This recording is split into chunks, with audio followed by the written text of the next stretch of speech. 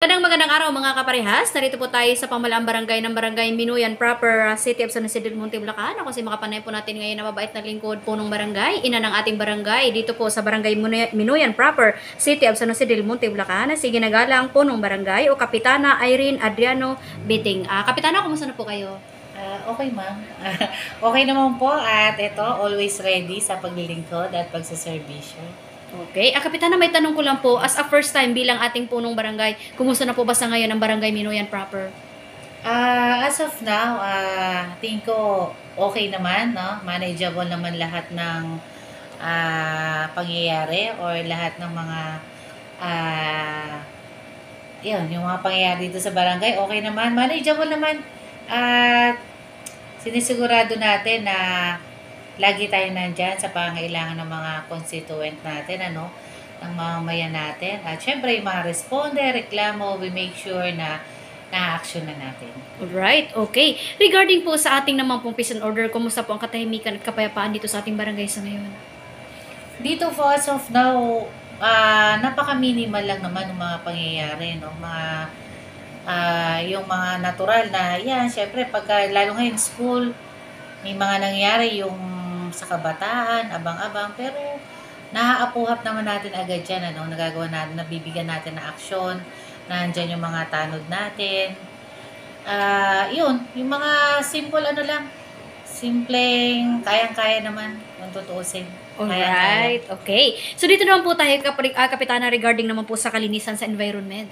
Dahil sa aming pag-iikot din po, ay isa din po ang Barangay Minuyan Proper sa malinis na barangay. Okay. Naku ma'am, sabi ko nga, yung committee na yan is mahal na mahal yung committee na yan dahil dyan ako nag-umpisa, Opo. At dyan na rin ako nangitim. Dahil yung I love nature talaga, Opo. Kalikasan. Kaya sa akin napaka-importante yung kalinisan kasi dyan mo makikita ano ba yung meron namumuno sa barangay mo. Yung kalinisan ng lugar mo, Kasi kung ano yung nakikita mo, iyan din yung pamamalakad ng barangay. Kung malinis yan, ibig sabihin maayos yung namamahala. Opo. Napapasunod natin yung mga tao at we make sure na yung mga kawani natin na nagagampanan nila yung kanilang mga tungkulin bilang ating mga taga-paglinis at katuang natin sa kalinisan. So, we make sure na lahat maayos, malinis.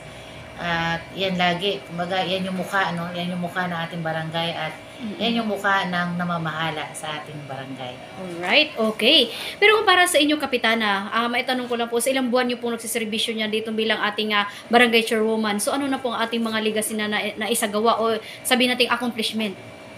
So dito, ang una ginawa nga natin, we make sure na yung ano ba ng tao sa barangay, yung connection, una tinanggal talaga natin yung palakasan system dito. Kaya naglagay tayo ng mga hotline, responde, offices, at yung sa ambulansya. Meron tayong hotline, hindi mo na kailangan si Kapitana para lang makapaghiram ka ng ambulansya, Hindi mo kailangan si Kagawad. We make sure na pagtawag mo sa hotline, lalo na yung Be Heard, we make sure na makaka-avail ka, Hindi mo na kailangan ng padrino. Kasi yun ang ayoko. Ayoko nung merong palakasan system talaga. Alright. Gusto ko pantay-pantay lahat. Kung kailangan mo at andyan available yung sasakyan, we make sure na mabibigyan ka ng service. So isa po yan sa mga accomplishment ninyo. So bukod pa po dito.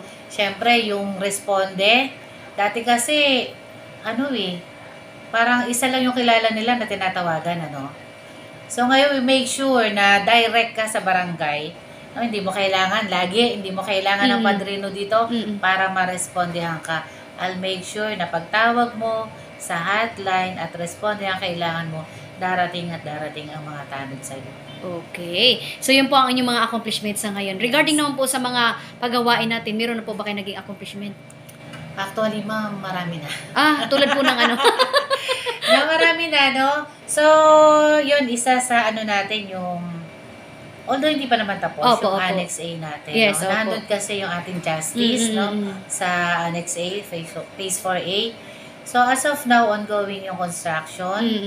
At we make sure na pag natapos yun, na talagang komportable lahat nung pupunta, no? Ang dami kasi namin kasong inaayos. Naglagay tayo ng dalawang room para doon sa mga inaayos natin mga kaso. At meron din tayong bawsi na Bawsi. I'll make sure na yung pagbawsi ka talagang walang ibang makakarinig. No? Kasi syempre, bawsi, usaping ano yan eh. Opo, opo. Kailangan yan, may mga confidentiality yan, ano. So, I'll make sure na yung inyong usapin, no? Lalo yan sa bata, or kahit sa mag-asawa, I'll make sure na confidential yung mangyayaring usapan. Ayun, okay. So, karagdagan din po ang inyong ditong accomplishment sa libreng gamot nyo daw po, Kapitana. Yes, ma'am. Ayan pa. During campaign, yan Opo. isa sa ipinangako namin ng aming Team Biteng, na yung libreng gamot para sa ating mga kababaryo, lalo na yung mga senior citizens. Siyempre, lagi yung sila sabi doon, ang aming lugar ay relocation area. So, kung meron man niyang pera or merong hanap buhay, yung mga anak ng senior citizen, syempre, priority pa rin nun. Opo. Yung para dun sa pamilya nila, no? Opo. Sa baon, gasto sa ilaw, tubig, no? Pero yung syempre yung para dun sa magulang, minsan nasa-set aside dyan. Dahil syempre pinagkakasya lang Opo, yung kita. opo. So doon naman pumapasok si barangay, yung tulong ng gobyerno na I'll make sure na yung kanilang mga maintenance ay libre nilang makukuha sa barangay.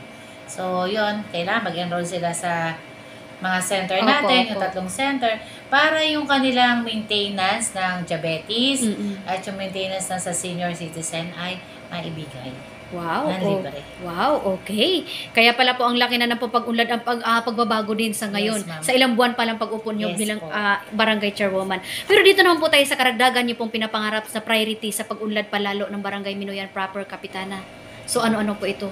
So, dito po, yan, yung livelihood natin, ano. Opo. So, syempre, dito sa atin, marami yung mga nanay nasa bahay lang, yung mga father, yung talagang provider, ano. So, ngayon, yung livelihood center natin, pinagawa natin yan, ano. Inayos natin. Kasi, para mas makagalaw Opo, ng maayos opo. yung ating committee ng livelihood. Marami mga nakaala tayong fund dyan para doon sa, as of now, yung nagawa nila is yung sa, meron sila existing na basahan, basahan making, tapos yung soap making, tapos itong panahon na parating yung candle making making. naman yung kanilang gagawin, ano.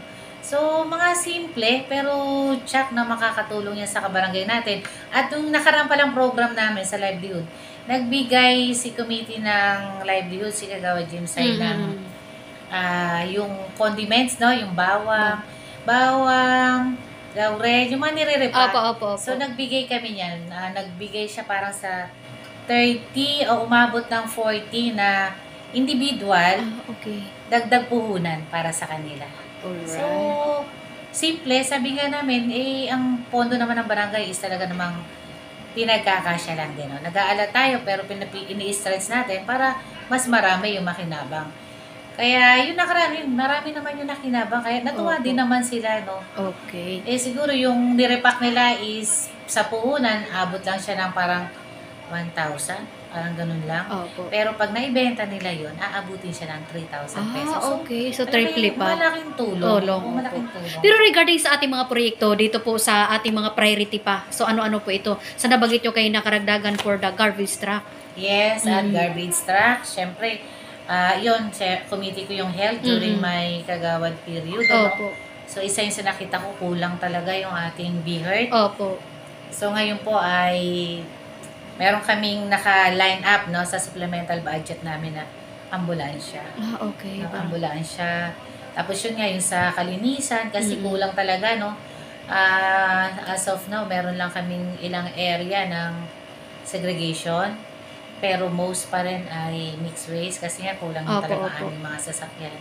So, yung mas pinapangarap natin, gusto kasi natin talaga makasunod kung ano yung itinatadhana ng batas. Kaya na, syempre, unti-unti. Opo. Kumbaga, hindi naman natin kaya na isang bigla. Unti-unti, no? Pero darating yung time. Kasi yung willingness naman, ano, una ako, syempre, kasunod nun yung aking mga kagawad. Opo. Talagang, syempre, kung ano yung namumuno, yun din yung ating, no, yung mga kasama na willing naman din talagang gawin yung trabaho. Okay. Kung nanonood po ngayon, Kapitana, ang inyong minamahal na mga kabarangay, ano po ang inyong panawagan at mensahe para sa kanila? Para sa aking mga kabarangay, sabi ko nga, maging isang masunurin lang tayo, no? Masunuring mamamayan, Opo. kung ano yung batas sa ini-implement natin, sumunod lang para wala tayong maging problema. At si Kapitana naman, ang lagi ko lang iniisip din is ano yung makabubuti para sa ating mamamayan at ano yung mas magiging kapaki-pakinabang para sa lahat at will make sure na talaga makakatulong tayo. Okay. Na makakatulong tayo sa lahat. Okay. Ano naman po ang mensahe niyo po sa inyong masisipag na mga barangay worker at isama niyo na po dito ang inyong mga kagawad? Oh, yeah. Para sa aking mga kagawad na talaga naniniwala at sumusuporta sa adhikain ni Kapitana, tuloy-tuloy lang tayo sa pag-arya, na. At yun nga, sabi ko nga lagi lang tayo naka-align doon sa nais nila mayor, no? Kasi talagang idol ko si Ate Kong sa pagseserbisyo, no? Sabi nga kailangan yung pagseserbisyo mo mula sa puso, no? Mula doon sa puso or mula doon sa kaluluwa, mula sa kaibuturan ng iyong puso para talaga yung lalabas ay yung purity, no? Yung purity ng paglilingkod. Kaya tingin ko naman yung mga kagawad na naniniwala sa akin, talaga namang nakasupport sila all the way dahil iisa naman yung aming hangarin dito is makapagbigay ng maayos na serbisyo, maayos na programa, no? Magandang project na kapaki-pakinabang pa talaga para sa lahat. At para naman sa aking mga kawani, ang lagi ko nga sinasabi, kung ano kayo, ano yung galaw nyo, iyon yung mukha ko, no? Opo. Kaya ang lagi kong bilin sa kanila, pagbaba nyo sa baba, make sure na talagang naaabot nyo lahat yung mga tao na nangangailangan. At dapat maayos yung pakikipag-usap nila, may respeto. Kasi yun Opo, kung ano tama. yung kapintasan Yes, nila, opo. yun yung magiging Opo, kapintasan tama ko. po. Kung ano yung magiging mukha nila sa pagbaba nila sa tao, yun yung mukha na dala nila sa Opo. akin, no? Kaya, yun naman tingin ko, sa ngayon, no, positive naman yung nagiging feedback ng mga Alright. tao, no, sa ating panahon ng panunungkulan. Ayun nga, inaayos natin yung sistema na talagang matouch natin lahat, no? Yung mga tao, even, syempre, yung pondo nga ng barangay is limited lang naman. Merong nagsasana all, pero mas marami naman talagang sinasabi nila na nararamdaman nila yung serbisyo at mga programa ng barangay. Sa ngayon po, ang nais lang ni Kapitana is magtulungan tayo. Kailangan ko na ang lahat, no, lahat ng ating mga kabarangay ay makiisa lagi at makialam sa lahat na nangyayari, no? Lalong-lalo na in terms of kalinisan, hindi po namin kaya ng kami lang. Hindi kaya ng police kalinisan lang, hindi kaya ng street sweeper lang, kundi dapat lahat ng may bahay ay makiisa para talagang ma-implement natin yung talagang malinis na lugar at talagang maipakita natin yung bagong mukha ng Barangay Minuyan proper, no? So, yun. At ang lagi natin sinasabi, basta biteng, serbisyo, walang bitin. Wow! Alright! Yan po ang pinakamagandang mensahe ng ating butihing lingkod, Barangay Chairwoman, dito po sa Barangay Minuyan Proper, City of San Jose del Monte, Bulacan. Magandang araw po mga kaparehas. Lay Castro po ng Parehas News. Ingat-ingat po kay Kapitana and your family. God bless us all. Thank you. Mabuhay ka, Kapitana, hanggat gusto mo. Thank you.